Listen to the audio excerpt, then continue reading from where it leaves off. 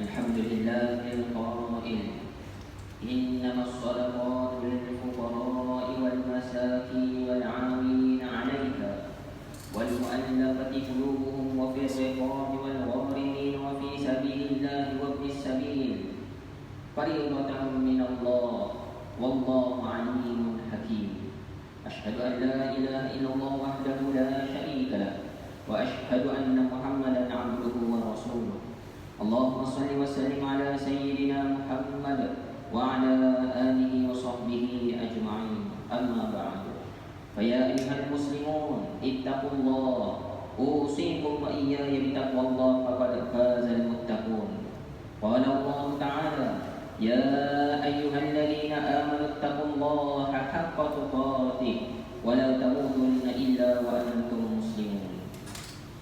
Muslimin dan jemaat yang dirahmati Allah sekalian, saya menyeru agar kita bersama-sama meningkatkan ketakwaan kita kepada Allah Subhanahu wa taala dengan melaksanakan segala perintah Allah dan meninggalkan segala larangan Allah. Mudah-mudahan kita berjaya di dunia dan di akhirat.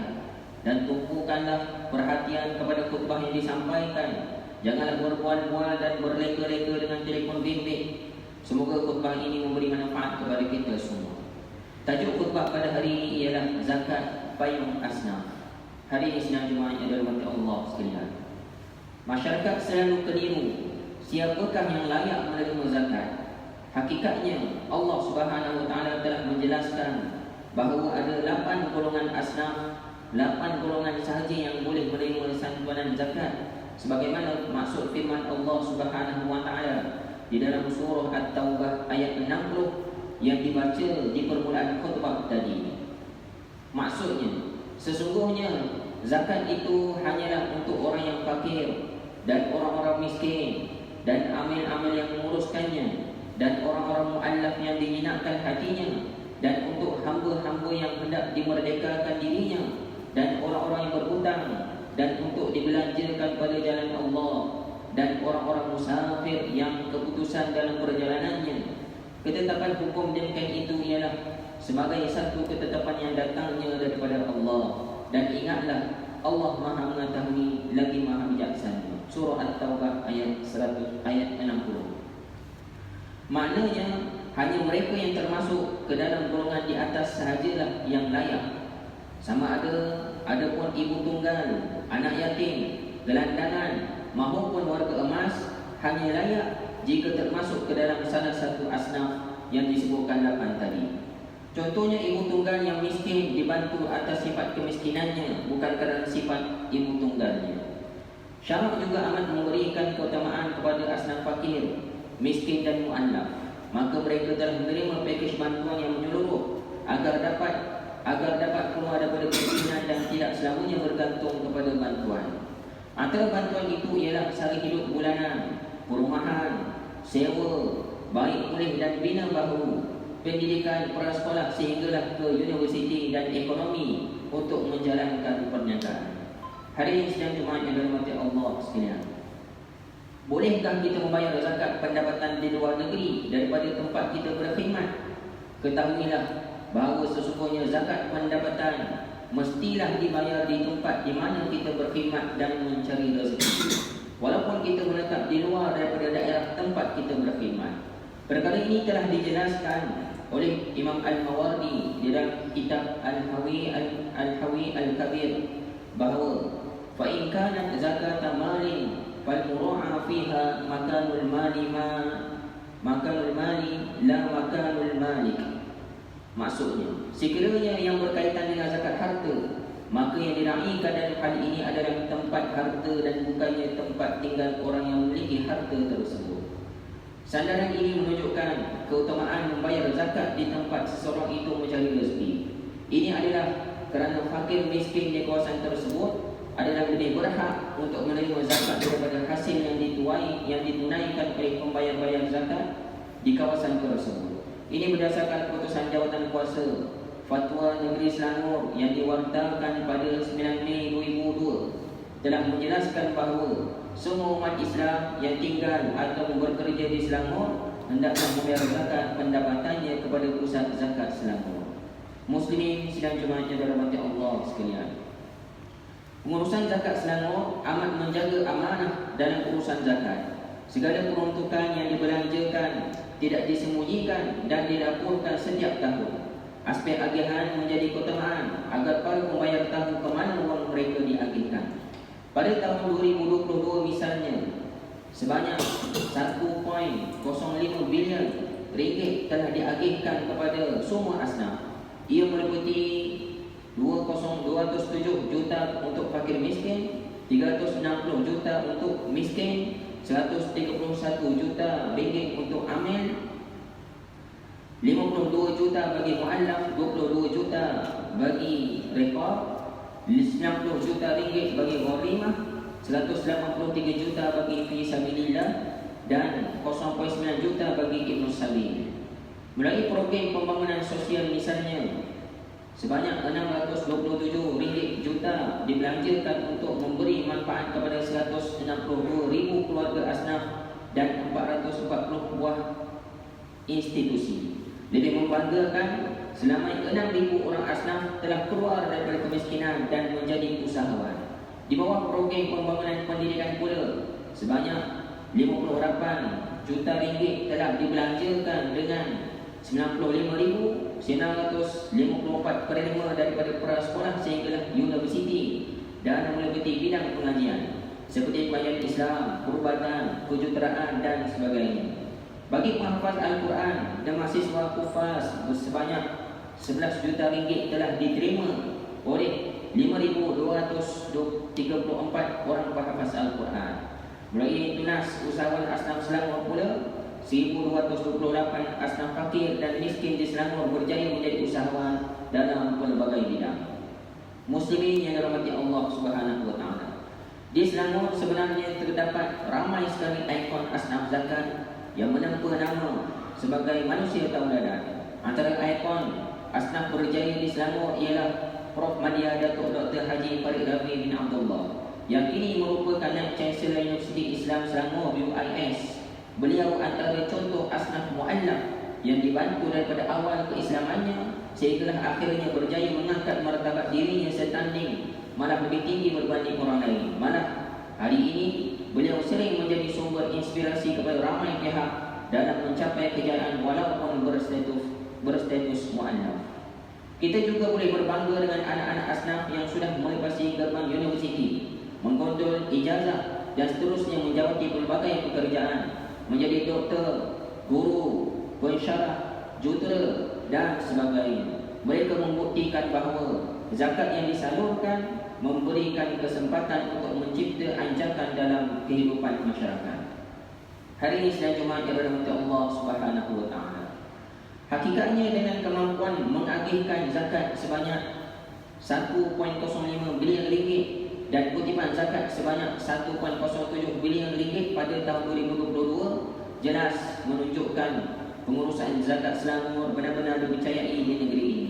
Semua ini diperoleh dengan penuh perjuangan sejajar dengan usia 30 tahun zakat Selangor pada tahun 2024. Maka pengurusan zakat Selangor sedar bahawa kunci kejayaan ini adalah dengan istiqamah memberikan khidmat yang terbaik, khususnya dalam aspek agihan zakat. Apabila pembayar zakat berpuas hati, mereka akan terus setia menunaikan zakat. Pengurusan zakat Selangor juga menjadi contoh kepada banyak negara seperti Indonesia, Thailand dan banyak lagi. Mereka teruja melihat inovasi zakat di Selangor dan memberi manfaat yang cukup banyak kepada umat Islam. Maka untuk memastikan kejayaan ini berkekalan, ia perlu terus mendapat sokongan semua pihak. Cara yang mudah, laporkanlah kepada zakat Selangor jika dapati ada orang-orang yang layak dibantu dan buanglah sikap secara sebarangan menularkan isu-isu zakat di media sosial. Muslimin dan Jumaat yang dirahmati Allah sekalian. Khatib menyeru agar kita sama-sama berganding bahu memperkasakan zakat di negeri ini. Sebagaimana firman Allah Subhanahu wa taala dalam surah Muhammad ayat 7. A'udzu billahi minasyaitonir rajim.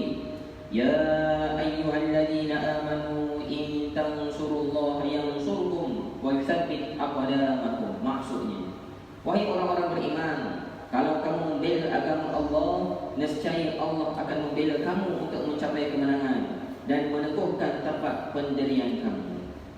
Hadis daripada Abu Hurairah radhiyallahu anhu bahawa Nabi SAW bersabda, Man nafasa an mu'minin qurbatan min qurbi dunya, nafasallahu anhu qurbatan min qurbi yaumil qiyamah.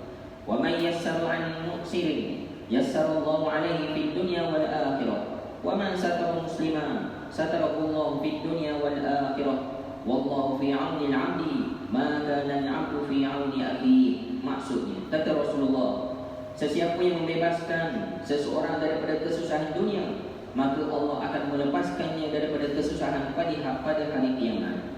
Sesiapa yang memudahkan orang yang dalam kesusahan, maka Allah akan memudahkannya di dunia dan di akhirat. Sesiapa yang menutup aib saudaranya yang Islam, maka Allah akan menutup aibnya di dunia dan akhirat. Allah akan membantu hamba selagi mana hamba itu membantu saudaranya. Hadis riwayat Imam Muslim. Hadirin sidang Jumaat yang dirahmati Allah sekalian, mengakhiri khutbah kali ini berikut adalah beberapa perkara yang boleh dijadikan pedoman. Yang pertama, umat Islam hendaklah memahami bahawa zakat itu amat besar peranannya dalam memayungi kemaslahatan umat Islam. Yang kedua, umat Islam juga perlu sedar bahawa pengurusan zakat yang baik akan menatijahkan kebaikan kepada umat Islam di negeri ini. Yang ketiga, zakat Selangor selaku institusi yang diamanahkan oleh Duli Yang Maha Mulia Sultan Selangor untuk menguruskan zakat perlulah diberikan sokongan moral dan material agar dapat menjalankan fungsinya dengan sebaik mungkin. A'udzubillahi minasyaitonir rajim. Innama waliyukumullah wa rasuluhu walladzina amanu alladzi yuqimunas salata wa yu'tunaz zakata wa hum raki'un. Maksudnya, sesungguhnya penolong kamu hanyalah Allah dan Rasulnya serta orang-orang yang beriman yang mendirikan sembahyang dan menunaikan zakat sedang mereka rukuk, yakni tunduk menjunjung perintah Allah Subhanahu wa taala. Surah Al-Maidah ayat 55.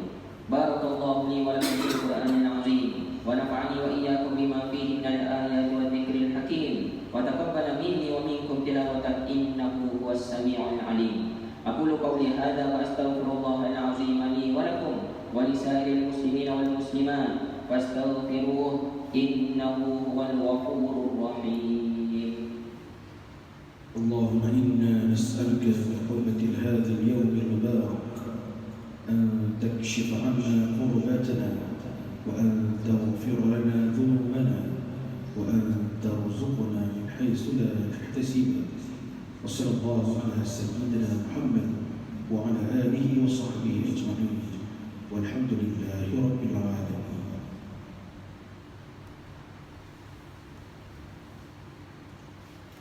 Alhamdulillahilladzi ja'alana minal muslimin wa razaqana minat thayyibat. Asyhadu an la ilaha illallah wahdahu la syarika lah wa asyhadu anna Muhammadan 'abduhu wa rasuluh.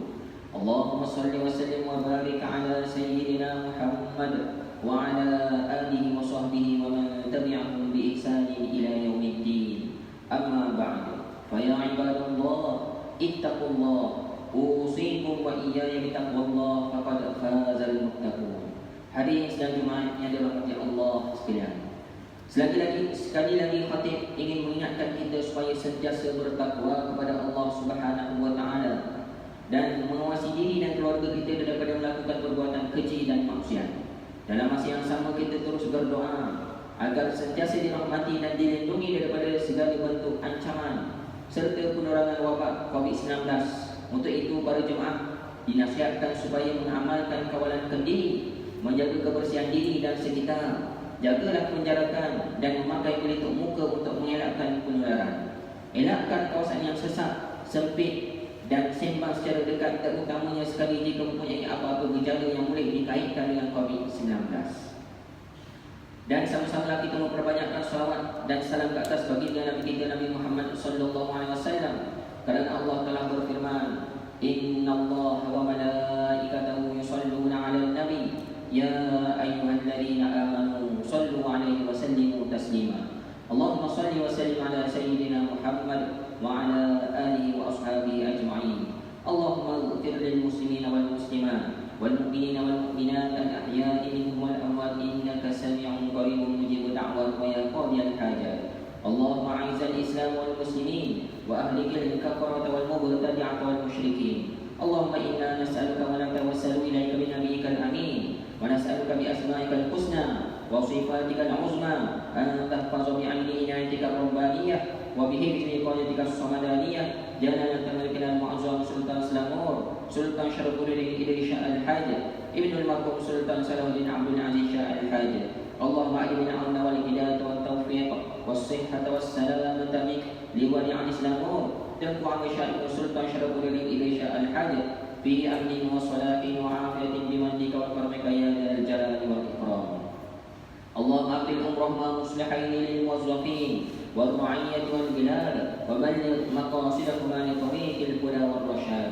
اللهم يا عزيز يا منتقم يا جبار يا ذا الجلال والإكرام. اللهم انصر إخواننا المسلمين والمجاهدين والمستضعفين في فلسطين. Ya Allah, ya Tuhan kami, selamatkanlah saudara-saudara kami kaum muslimin yang ditindas di bumi Palestin dan di mana saja mereka berada. Kau hapuskanlah kezaliman yang ada di muka bumi ini, berikanlah keadilan kepada mereka yang dianiaya serta dizalimi. Ya Allah, berikanlah kepada pejuang-pejuang Islam serta rakyat Palestin kekuatan serta kesabaran menghadapi kekejaman musuh. Ya Allah, ya Tuhan kami, Kau binalah semula keamanan dan kesejahteraan di bumi Palestin agar rakyatnya hidup bahagia. Ya Allah, ya Tuhan kami, jadikanlah masjid dan surau di negeri Selangor rumah-rumahmu yang aman, mempersatukan dan menjadi nadi kekuatan ummah. Allahumma ya dafi'an bala idfa' anna hadzal waba'a wal bala' wal marad wasyadad wal nihan bi lutfika ya latif innaka ala kulli syai'in qadir wa bil ijabati jadir. Rabbana hab lana min azwajina wa dhurriyyatina qurrata a'yunin waj'alna lil muttaqina imama. Rabbana atina fid dunya hasanah wa fil akhirati hasanatan wa qina 'adzaban nar. Ibadallah, innallaha ya'muru bil 'adli wal ihsan wa ita'i dzil qurba wa yanha 'anil fahsya'i wal munkari wal baghi ya'idukum la'allakum tadhakkarun. Wadhkurullaha al-'azima yadhkurkum washkuruhu 'ala ni'amihi